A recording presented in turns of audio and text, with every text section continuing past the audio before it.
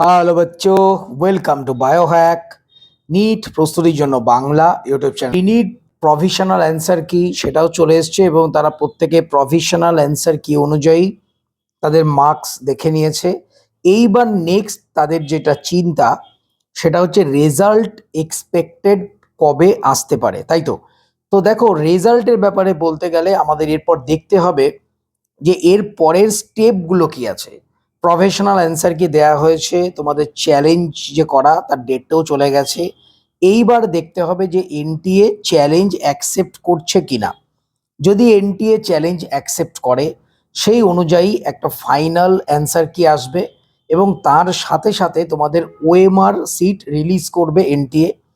OMR sheet mainly অনেক ক্ষেত্রে দেখা যায় এনটিএ মেলে পাঠিয়ে দেয়, অথবা এনটিএর অফিসিয়াল ওয়েবসাইটে গিয়ে তোমাদের ওএমআর সিট ডাউনলোড করতে হবে। তবে মেলেও আসে অনেক সময়, তোমাদের মেসেজও দিয়ে দেবে।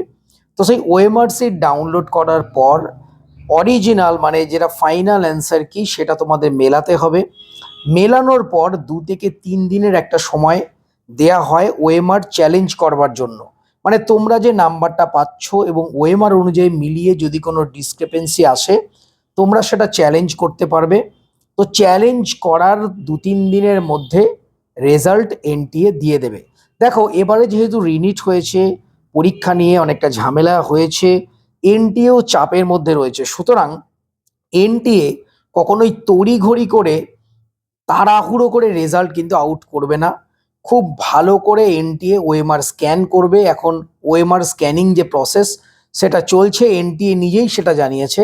তো ভালো করে ওএমআর স্ক্যান করবে, ভালো করে প্রত্যেকটা স্টেপ মানে একদম বুঝে শুনে পা ফেলবে এনটিএ, তারপরেই কিন্তু রেজাল্ট আউট করবে, তাড়াহুড়ো করে নয়।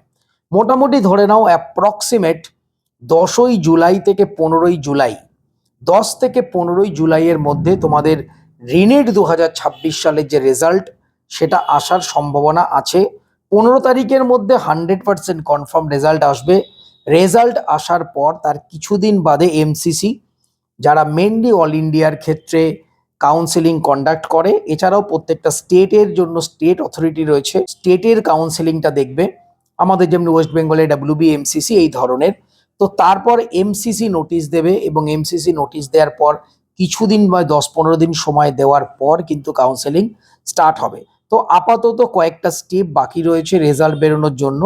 তো যাই হোক, সব স্টেপ মিলিয়ে মোটামুটি ধরো 10 থেকে 15 তারিখ এর আগে কখনোই রেজাল্ট আসা সম্ভব নয়। এছাড়া তোমরা জানো আজকেই তোমাদের লাস্ট ডেট যে ফিজ রিফান্ডের। তোমাদের প্রত্যেককে আবার যে ব্যাংক ডিটেলস তোমরা দিয়েছো সেটা ঠিক কিনা কনফার্ম করতে হবে। যদি তোমরা চেঞ্জ করতে চাও সেটাও তোমরা চেঞ্জ করতে পারবে। এরপর যে রিফান্ড প্রসেস সেটা স্টার্ট হবে। আমার যেটুকু ধারণা, এই রিফান্ড প্রসেস এনটিএ কিন্তু রেজাল্ট বেরোনোর পরেই দেবে। এনটিএর উচিত ছিল এতদিন রিফান্ড দিয়ে দেয়া, কিন্তু দেয়নি। তো এটা আমার ধারণা, হয়তো রেজাল্ট বেরোনোর পর এনটিএ রিফান্ড প্রসেস স্টার্ট করবে। দেখো, এছাড়াও মার্কেটে নানা রকম খবর এখন রটছে, তোমরা জানো প্রত্যেক দিন নিত্য নতুন হাই কাট অফের ভিডিও আসছে। তোমরা এই নিয়ে কোনো রকম মন খারাপ বা টেনশন নিও না। কাট অফ বিলো যাবে একদম 100% শিওর, 2025-এর মতো বা কাছাকাছি, অথবা তার ক্ষেত্রে কয়েক নম্বর কমও যেতে পারে। তো এই নিয়ে অযথা টেনশন করে তোমাদের শরীরকে আরো অসুস্থ করে তুলো না। নিশ্চিন্তে থাকতে পারো, কোনো অসুবিধা নেই। রেজাল্ট একবার আসার পর, র্যাঙ্ক দেখার পর অরিজিনাল যে কাট অফ সেটার প্রেডিকশন, তোমাদের কার কার কোন কোন কলেজ হতে পারে সেই ব্যাপারে একটা ডিটেলস পিকচার আমাদের সামনে আসবে। তো যতক্ষণ না পর্যন্ত রেজাল্ট আসছে ততক্ষণ কিছু এই নিয়ে বলা যায় না।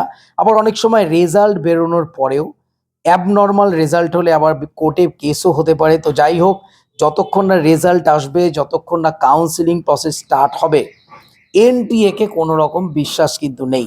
তো যাই হোক, আলটিমেটলি নিট 2026-এর বা রিনিট 2026-এর যে রেজাল্ট সেটা জুলাই মাসের 10 থেকে 15 তারিখের মধ্যে আসার সম্ভাবনা প্রবল।